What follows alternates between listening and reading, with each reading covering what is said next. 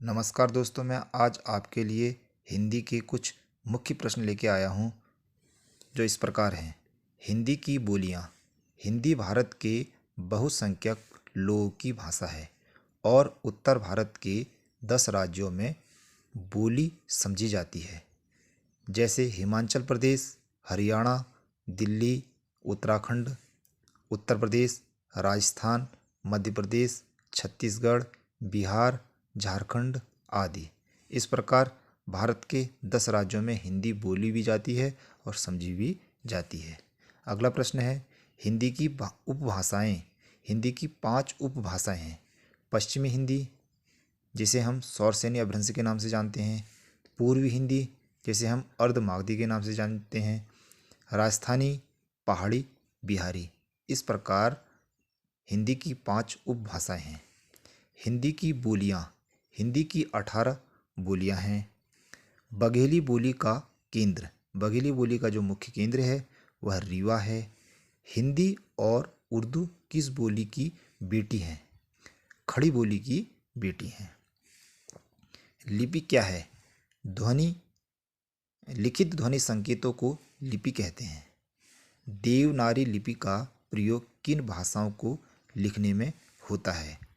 जो देवनागरी लिपि की भाषा हैं वह हैं हिंदी, मराठी, नेपाली, संस्कृत, प्राकृत और अपभ्रंश।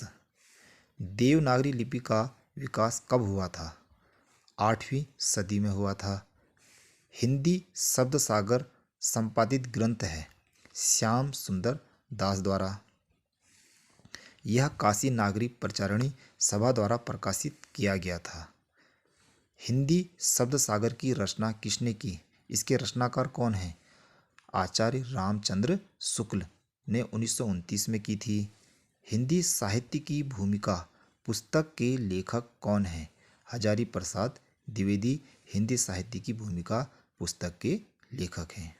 अगला प्रश्न है, इस्तवार द लॉ लिटरेचर एंदुई ए हिंदुस्तानी की रचना किसने की? गारसा द तासी ने की थी। अगला प्रश्न है, स्केच ऑफ हिंदी लिटरेचर के लेखक कौन हैं?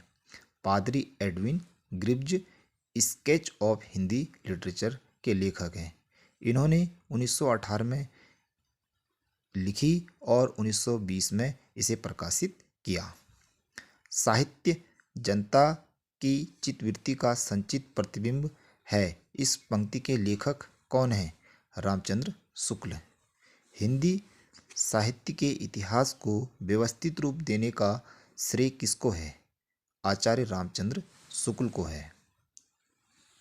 अगला प्रश्न है, भक्तिकाल का नाम पूर्व मध्यकाल किस आचार्य ने दिया?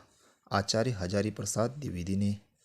मिस्र बंधुओं ने परिवर्तन काल की समय सीमा क्या निर्धारित की? संवत विक्रम संवत 1890 से विक्रम संवत 1925 निर्धारित की है। हिंदी कोविद रत्नमाला के लेखक कौन हैं?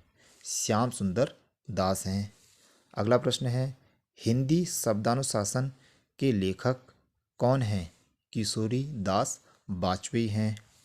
हिंदी का प्रथम व्याकरण लिखने वाले विद्वान हैं जैसुआ कैटलर हैं। इन्होंने यह व्याकरण 1668 ईस्वी में लिखा। अगला प्रश्न है, ए हिस्ट्री ऑफ हिंदी लिटरेचर के लेखक कौन हैं? फ्रैंक ईके इसके लेखक हैं। पुरानी हिंदी ग्रंथ के लेखक कौन हैं? चंद्रधर शर्मा गुलेरी इसके लेखक हैं।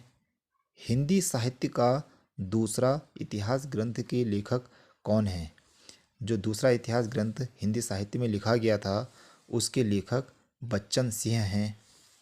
हिंदी साहित्य का आधा इतिहास किसने लिखा? डॉक्टर सुमन राजे ने 2003 में लिखा। मिस्र बंधु विनोद का चौथा भाग कब प्रकाशित हुआ? 1934 में। मिस्र बंधु विनोद का प्रथम भाग कब प्रकाशित हुआ? 1913 में। हिंदी साहित्य का वैज्ञानिक इतिहास के लेखक कौन हैं? जो हिंदी साहित्य का वैज्ञानिक इतिहास लिखा था वह डॉक्टर गणपति चंद्र गुप्त ने 1965 में लिखा था। अगला प्रश्न है, हिंदी साहित्य विमर्श के लेखक पद्मलाल पुन्नालाल बख्शी हैं।